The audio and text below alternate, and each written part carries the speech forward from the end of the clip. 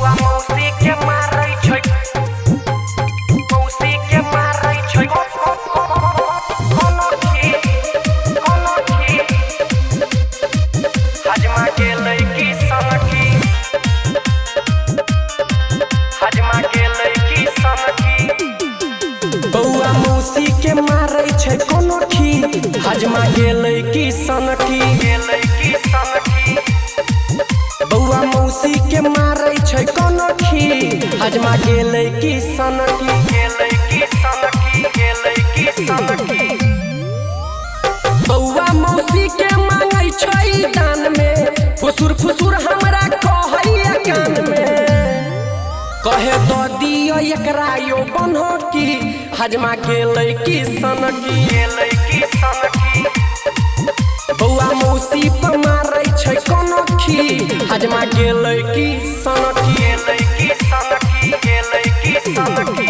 रूपम recording studio हजमा गेलै की सनकी, जीवन चौक मधुबनी। हजमा गेलै की सनकी। 500 रुपया या 150 बौआ के मामी तो देलकै निछाऊ, तैयो हजमा खखनते है। 500 रुपया या 150 बौआ के मौसी तो देलकै निछाऊ,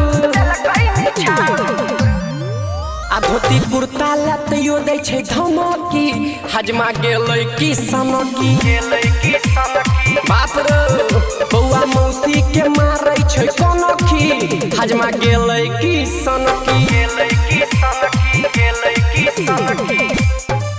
हजमा गेलै की सनकी, गेलै की सनकी।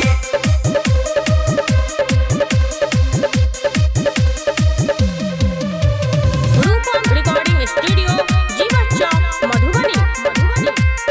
गेलै की सनकी। रूपम अनिल के गीत बाजै छै बौआ के फुआ कूद कूद नाचै छै, बड़ा लड़की बुझाई छै।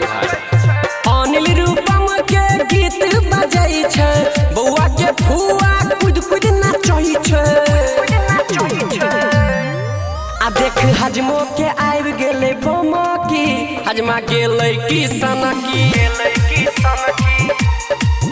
बौआ मौसी के मारै छै कोनो की हजमा गेलै की सनकी, गेलै की सनकी, गेलै की सनकी। पता नहीं की होई एकरा।